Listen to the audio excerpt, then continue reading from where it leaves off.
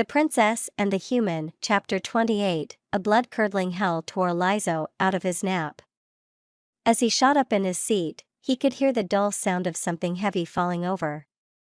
Looking around confused, he spotted a huge splat of blood on the left side window of the cockpit. For first once know how long he was just sitting there, blankly staring at the bright orange stain.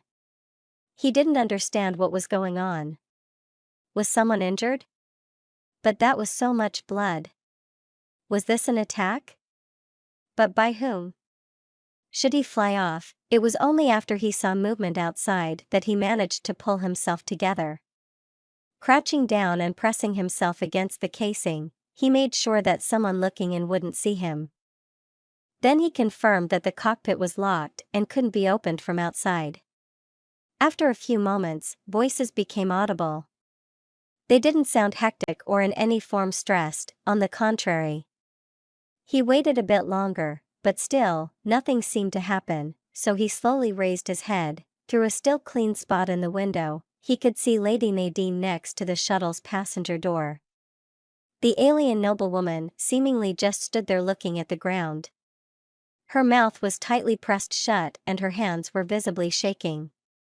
Shortly after she balled her fists and hit them together before letting her arms fall down again. Finally, she took a deep breath, squatted down, and disappeared from his field of vision. Confused, Lizo opened the cockpit. He was immediately hit by an awful smell that definitely couldn't be explained with just the blood on the window. Okay, let's do this. Please tell me I didn't rupture any digestive organs. Following Nadine's voice, he found her hunched over what looked like the carcass of some large animal. Judging by the gigantic wound in its side, the blood probably came from it, and the stench's origin then were the creature's organs spilling out from it. Taking another deep breath, the alien noblewoman pushed her fingers into the wound, and with seemingly no effort, tore the entire side of the beast open. Lizo fell back into his seat and closed the cockpit.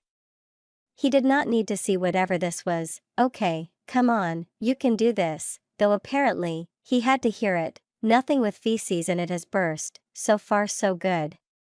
Let's see, some shuffling noises, followed by what sounded like a lot of wet things hitting the ground. That actually somewhat worked. Ah, shoot. That's not a stomach, is it? Do you need help, milady? One of the guards asked with a suppressed gagging noise. Actually yes, can you shoot this part? Maybe that'll cauterize it. Gunshot, well good enough. Wait, does this even fit in the freezer? I'm afraid not, milady, shit. Okay, maybe without the legs. 6 times the sound of something snapping, followed by a tearing noise. Are you done yet? Can I look again? He heard the prince ask, 1 sec. Arg, damn it. Okay, Rinkus, hold the lid open, I'll try and squash the middle. A loud crunch, followed by the sound of someone vomiting. Maybe, without the head, milady, I don't know. That thing's brain seems to be in the head, so the throat should contain an artery with a lot of blood in it. We don't have the time to bleed it out, Kirtine needs to see the doctor. Okay, different plan. I'll just take out some pieces that look good, and the rest will leave here. You go and get Kirtine. Okay, where is the knife? Why didn't she use the knife from the start? Well, at least this time he didn't have to listen to ripping sounds. What he instead heard shortly after was a knock on the window. Morning, Sleeping Beauty. Nadine said when he opened, whatever that was supposed to mean. Can you make everything ready? We need to get back, as you wish, milady. Lizo, glad that the passenger space was separated from him so he at least wouldn't need to smell blood the entire fight, fired up the engine, checked the instruments, and, Nadine's head once again appeared next to him. That's not something you want to hear your pilot say. What wrong? Give me a moment, milady. Lizo exited the cockpit to the right, walked to the back of the shuttle and crouched down. Only to realize that by now, the entire ground was covered in animal blood. Screw it. This was more important. Ignoring the gross wetness he felt on his back, Lizzie slid under the shuttle and opened the casing. Everything looked fine, nothing to even indicate a leak. But how else? Her tin. Blood dripped from his back as he stood up again and faced Nadine. "Milady, I'm afraid we have a problem, I noticed." "Yeah, well, you see, it seems like someone borrowed this shuttle without authorization. And without recording it. Meaning this shuttle was marked as having a full tank. Even though it hasn't." "What?" one of the guards shouted. "Are you serious? You took two of the most high-priority people on the planet on a flight without checking the fuel, as I said it was marked as fueled." "Though that is not an excuse, I agree that I should have checked myself." "I am deeply sorry, milady," Nadine sighed. "We can talk about blame later. For now, it is what it is." "What's the fastest way to get back now?" "Well, we can call the palace, but the new shuttle will take about as much time as it took us." "The same goes for calling a tanker. How much do we have left? Is there a gas station in reach?" "We need fuel, not gas," he reminded her. "Anyway, we won't get far." One moment, he went back to the cockpit and checked the navigation system. "North of here is a small village, we should have enough to reach it." She nodded. "Good. Then let's get going. While we do, call a new shuttle, and tell them to bring Doc with them." Dr. Githey. It stinks," Kirteen noted. He had tried his best to keep quiet, but the blood covering Nadine, the guards, and a good portion of the passenger space really started to reek like a dead animal. He was glad he didn't get any on him. It was a similar smell to last cycle, when he had found one of the onrics in their stable dead. He once again wondered how Nadine planned to eat something that smelled so gross. "Yes, this day certainly didn't go as planned," Nadine answered, sounding tired. "How is that village called again?" he asked, mainly to distract himself from the stench. Looking out of the window, he could already see it. It was really small, maybe 100 houses or so. "Vorieg, I think."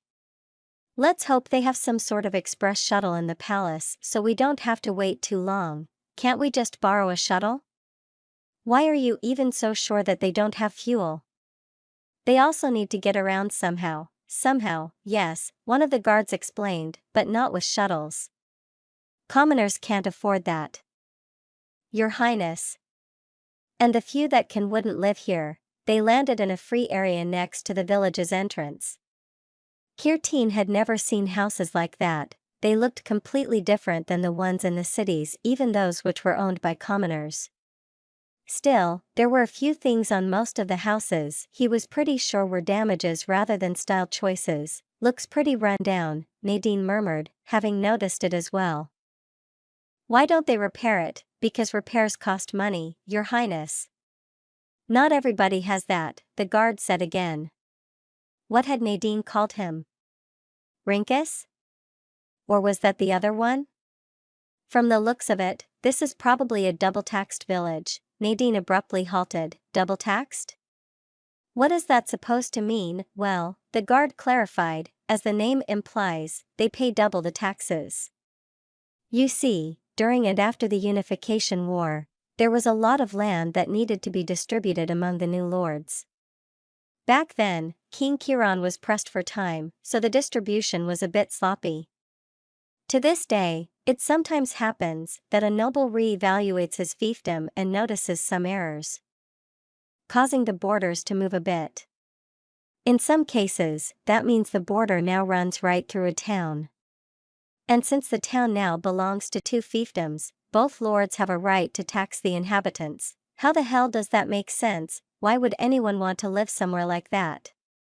Kirteen added to Nadine's outcry. "They don't, which is why they move away. At least those who can afford it. But not everybody can. Meaning the town bleeds its middle-class citizens, leaving the poorer ones behind who then have it even harder." "Why do you know all of that? Aren't you a guard?" "My hometown was the same. Though we were somewhat lucky. Most of the richer people lived in the same area. Once everyone from there was gone, they demolished their houses, so the town no longer crossed the border. That's still bullshit," Nadine pointed out. "Why are there no safety nets for that?" She took a deep breath. "Well, it'll still take a few hours, sorry, Invis, till our new shuttle arrives, so let's hope they still have their doctor. After that, we should look for somewhere to clean ourselves and grab something to eat." Right, after everything, Kirteen had almost forgotten his hunger. Although, the slight stinging in his abdomen didn't really feel like hunger. As he rubbed his hand over his belly, he could feel something wet and sticky. "Oh, look. My first molting," he proudly proclaimed as he raised his hand. Then he realized that the stuff sticking to his hand wasn't his melted shell. It was blood.